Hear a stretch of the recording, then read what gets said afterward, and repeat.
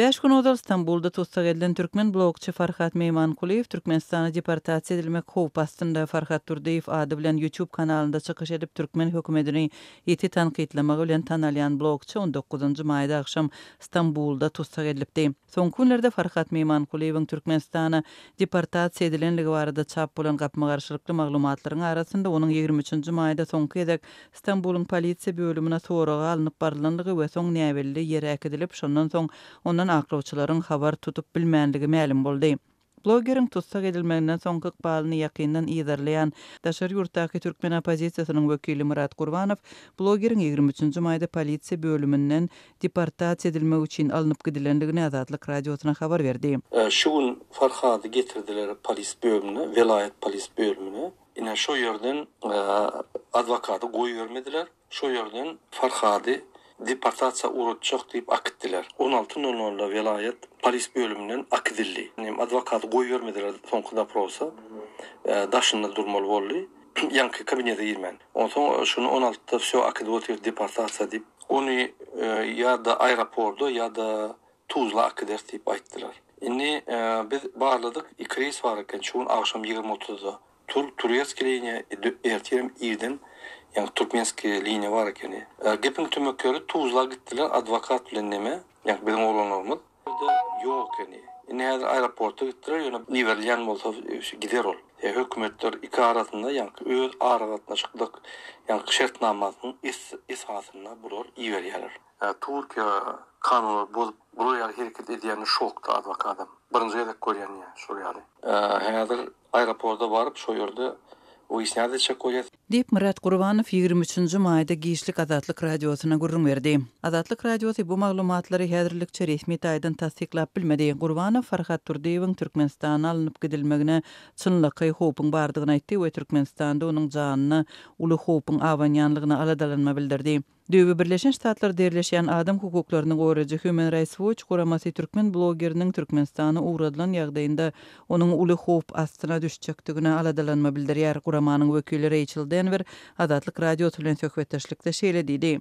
Well, under no circumstances should Farhat Meymankuliýew be deported or sent to Farhat Meymankuliýew hiç bir ýagdaýda Türkmenistana uğradylmaly däldir. Biz Türkmen häkimetlerini ony deport etmezligi we oňa aklawçynyň el ýeterli bolmagyny gysgaly çagyrýarys. Ol gorak soramak islese oňa gaçyp atylgy soramagy ýol bermegi talap edýäris. Türkmen häkimetleri hökümeti açyk tanqid edýän adamlary berk ýyzarlamagy bilen köpden bäri tanalýar. Farhat Meymankuliýew Türkmen häkimetlerini berk tanqid edip gelen adam. Ol Türkmenistana dolanan ýagdaýynda oňa gysyş ediljegine, gynaljagyna, siýasy sebäpli tutsak ediljegine şüphe ýok diýip Rachel Denver aýtdy. he would face persecution, torture, arbitrary detention and politically motivated imprisonment. 23-nji maýda öýlen adam hukuklaryny goraýjy Türkmen Helsinki fondy Farhat Meymankuliýewiň 20-nji maýda Türkmenistana deportasiýa edilenligini habar berdi.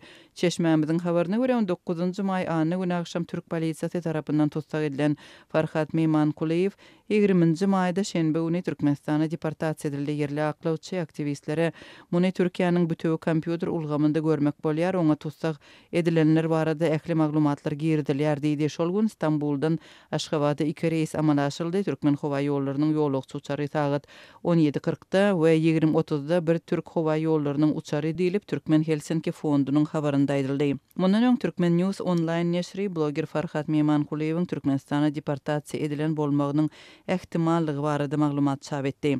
Farhat Durdiýew ady bilen çykyş edip Türkmen hökümetini eti tanqidlemek bilen tanalýan blogçy 19-njy maýda akşam saat 9 töweregi öýünde tutsak edildi. Blogeriň tutsak edilmegi bilen baglylykda Azatlyk bilen anonim gürleşen birnäçe çeşme soňky aýlarda ondan şikaýet bilen Türk häkimetlerine birnäçe adamyň ýüz tutanlygyny we olaryň Türkmenistanyň İstanbuldaky konsullugy bilen ilteşikli adamlardygyny aýtdylar. Çeşmeleriň maglumatlaryna görä şenbe güni adam hukuklaryny goraýjy Türk guramalarynyň biriniň aklawçylary onuň bilen duşuşypdyr. Blogçy olara polisiýa bölüminde böwdi bilen Türkmen konsullugynyň işgärleriniň gürleşendigini aýdypdyr. Mara vilayatynyň etraplaryna arasy agyz suw we ekrançylyk suwlary ýetmezçilik edýär. Günörtü günür sebäpde howly jaýlarda ýaşaýan hojalyklar öz başdak suw howdanlaryny gurup özleriniň suw zerurlyklaryny gidermäge çalışýar. Adatyk radiosynyň habarçysy sebäpdäki suw üçinçiliginiň ýagdaýyny öwrenýär. Mara vilayatynyň Murgap, Ýolöten we Bayramaly etraplaryna tashyr hojalygyň howlusyny ýörüýte suw howdanlary gurulypdyr. Hojalyklar öz howlullarynyň bir günjünde takminan 4 tonu töwereği suw saklamagy ukyply bolan çukurlary gazyp onuň astyny betonlaýarlar we 4 tarapynda betondan diýwar çekýärler we üstüni ýapyrýarlar. Her hojalyk suw daşaýjy ýükluglaryny 200 manat möçberini töläp 4 tonu töwereği suw satynanýar we suw howdanlaryny öz başdak doldurýarlar. Etraplaryň ýaşaýjylary suwa düşmek, ýuwunmak, gap-gaç ýumak ýaly arassaçylyk işlerini we beýleki suw zerurlyklaryny şeýle usul bilen giderýärler. Oba ýaşaýjylarynyň arasyna howdan suwuny içýän adamlar bar. Mal garalary üçin hem şol howdandan peýdalanylýar. Etrap ýaşaýjylary bir näçe ýyl mundan öňki prezident Gurbanuly Berdimuhammedowyň ýurduň ähli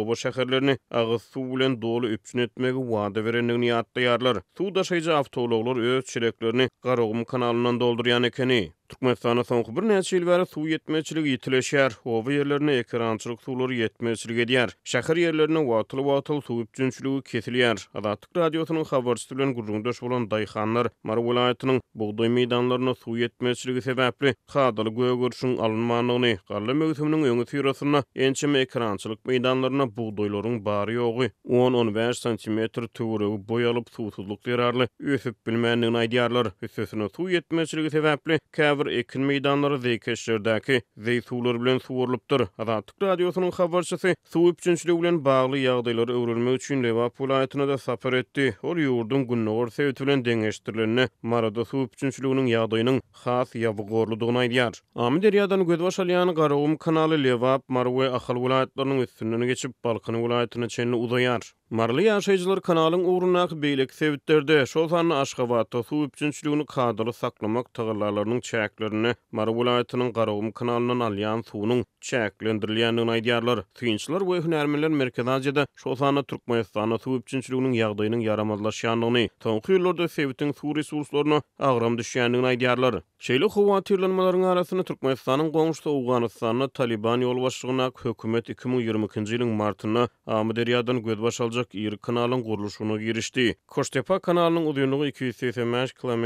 barabar bolar. Bilermenler Koştepa adlandyrylýan kanal dol işe girdilerine Türkmenistanyň we Özbegistanyň Amy derýadan alýan suwunyň 15 götürüm töwereği peteljekdigini aýdýarlar. Balkan vilayatynyň döwlet edaralarynyň ýol başçylary indi öňkü prezident Gurbanuly Berdimuhammedowyň eserlerini ýatdan bilmeli edildi. Kärhanalarda ýatdan tutuljak kitaplaryň temasy Guramanyň iş uğruna degişlilikde saýlanýar. Günbatar sebätiniň döwlet edaralarynyň hem kärhanalarynyň ýol başçylary Uly Berdimuhammedowyň kitaplaryny ýatdan bilmeli edilip, bu buyruk yerli häkimlikler tarapyndan berilipdir. Talaby ýerine ýetirmek üçin 2 ay möhlet göz tutulýar. Möhletiň soňunda egzamin geçiriler we ondan geçmedikleriň işden ayrılacaktığı duydurulýar. Adatlygyň sebäpdäki habarçysy bu arada 24-nji maýda etrap häkimlikleriniň biriniň wekilini we döwlet edaralarynyň ýol başçylaryna salgylanyp habar berdi. Täze talaba laýyklykda bilim edaralarynyň we çağalar baglarynyň müdirleri Türkmeniň döwletlilik ýörelgesi adly kitabyny Medeniýet köşkleriň hem medeniýet öýleriniň baş tutanlary Türkmen medeniýeti adly kitaby kanun goraýjy we harby edaralarynyň ýol başçylary mertler watany beýgeldýär eseri we saglygy goraýyş edaralarynyň ýol başçylary Bahtiýarlyk saglykdan başlanýar adly kitaby ýat tutarlar. Öňkü prezident türlü ugurlar boýunça hünärmen hökmüni 60-dan gowrak kitap ýazdy.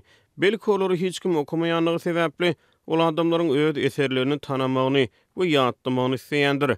Köp adamlar indi kitaplaryň her kime ýat tutturuljagyny howatyrlanýarlar. Hatda ýetginjeklerin hem pasport alanlaryny öwrenmäge mejbur edilip bilinmeginden gorkýarlar. Azatlyk radiosy bilen gürleşen çeşmeleriň biri adynyň efirde tutulmazlygy şerti bilen öz pikirini şeýle ma'lum etdi. Geçmişte Berdimuhammedowdan öňkü prezident Sapar Murat Niýazowyň ruhnama kitaby hem ýurdun bilim edaralaryna öwrenilmeli we döwlet işgärleri kitabyň mazmuny boýunça synak tapşyrmaly. Sürüji şahadatnamasyny almak üçin hem kitaby bilmek talap edilýärdi.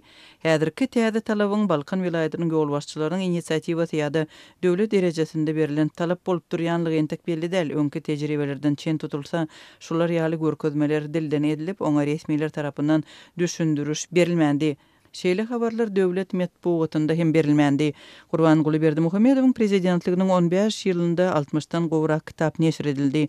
Berdimuhammedow atçylyk, itleri köpeltmek, lukmançylyk, siýasat, ykdysadyýat, jemgyýet şeýlede derman ösümlikleri, çaýyň peýdasy ýaly temalardan ençeme kitaby öz ady bilen çap etdiripdi. Şeýle hem onuň eserleriniň arasynda liriki goşgular we aýdymlar bardy. Onuň eserleri birnäçe dilde çap edilýärdi. 2016-njy ýylyň ahyrynda öňkü prezident Sapar Murat Niýazow ölenden soň ýurda ýolbaşçy bolan Gurbanguly Berdimuhammedow ýaşlara ýol bermek isleýänligini aýdyp 2022-nji ýylyň fevral aýynda işinden aýryljakdygyny eglan etdi. Döwlet telewizionyasynda efire berilen resmi çykyşynda Gurbanguly Berdimuhammedow öz ogly häzirki prezident Serdar Berdimuhammedowa hatabat berip, özüniň ýadanlygyny we wagtyny täze kitap ýazmak üçin sarp etmek isleýänligini aýdypdy. 10 ýyl bäri ýurdun ýylaty Gurbanguly Berdimuhammedowyň kitaplaryny ýygyderli satyn almaga mejbur bolýar. Döwlet işgärleri we okuwçylar kitap satyn almagy borçly edilipdi. 2019-njy ýylda Aşgabatdaky mekdepler okuwçylardan kitap satyn alyp ýörüýte stend üçin mektebe tapşyrmagy talap edipdi. Her okuw jaýynda we döwlet edarasynda Berdimuhammedowyň kitaplary goýulan ýerler bar. Şeýle hem geçmişde Berdimuhammedowyň döredijligini östürmek maksady bilen türkmen häkimetleri ýylady üçin höweslendiriji çäreleri geçiripdi. 2021-nji ýylyň oktýabr aýynda Liwap ýylaýatynda medeni işgärlere onuň eserini wasp edýän aýdymsaz eserlerini döretmek tapşyrylypdy. Şonda Berdimuhammedowyň Türkmenistanyň garaşsyzlygynyň 30 ýyllygy münasibetli garaşsyzlyk biziň bagtymyz atly kitaby çapdan çykypdy. Ýeňijilere syýlyk hem wada berilipdi. Şol wagtda Liwap ýylaýat uniwersitetlerinde studentlere prezidentiň täze kitabyny ýatda saklamak maslahat hem berilipdi. Höweslendiriş hökmünde okuwçylara 100 manat pul baýragy wada berildi. Geçmişde Berdimuhammedowyň kitaplary döwlet telewizionyasynda da okulýardy. Kitaplary okumak boýunça köpçülikliň çäreler kärhanalarda we döwlet edaralarynda hem geçirilýärdi. Döwlet edaralarynyň işgärleri şol sanda lukmançylyk işgärleri, muallimler we çağlar baglarynyň terbiýeçileri çäreleri gatnaşmaga mejbur edilip, öz wezipä borçlaryny kadaly berja edip bilmýärdi. Meçhitlerde de Berdimuhammedowyň eserleri okuldy. Hususan da mollalar 2022-nji ýylyň ýazynda Gurban bayramy münasibetli bayram namazynda öňkü prezident Gurbanguly Berdimuhammedowyň Durmuşymyň manysi atly kitabyndan parçalary okudylar.